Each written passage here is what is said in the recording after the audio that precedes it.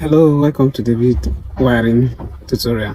I just want to discuss with you about one of the Toyota faults. Have you ever wondered why in some Toyota the fan will just come up on its own? Maybe in the night or in the daytime. You can even park your car and the fan will come up on its own. Then trip up. Sometimes can even run down your battery. So I just want to discuss with you and then show you some things you can do to resolve this issue. Let's go. First of all, you click on the Calming app. Okay. Go to Toyota. Go to Toyota. Click on the Toyota. And let's use Highlander. Yes. Click on the Highlander. 2008. Let's use 2008 Highlander. 2GR. Okay. Then go to the engine system. Click on the cooling fan. Okay. So go to the diagram. Okay, like you can see here, this is cooling fan number 1, cooling fan number 2. This is the cooling fan ECU. This is the cooling fan ECU. These are the two fans that are attached to the small ECU. Okay. Now these are the three wires that enter the ECU. One of them is white black, which is earth, coming from earth. And then the second one, number two line is brown, SS1, coming from the ECM. You can see brown coming from this ECM here. Okay. And then number 3 wire is the brown red, yes, which is a B positive. Okay, is the ignition line. This is a fan main relay. You see, you can see. So this is a fan relay. You can see inside the fan relay we have the battery line. There's a steady current, white color, down to the relay. We have the the ignition here is not for 2GR. You can see one AR. So we are not using since we are dealing with 2GR engine. So we are not using this particular fuse here, this particular ignition fuse here. So the one we are using is this particular one that cross to the right hand side. Then you can see 2GR here.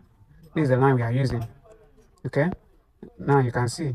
So this particular line is coming from the EFI relay. Okay, you can see EFI relay here.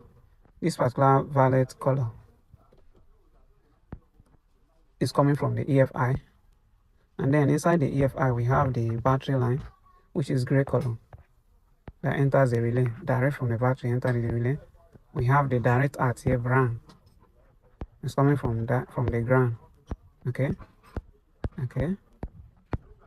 So the EFI. So the remaining wire is now this yellow color. You can see 2GR.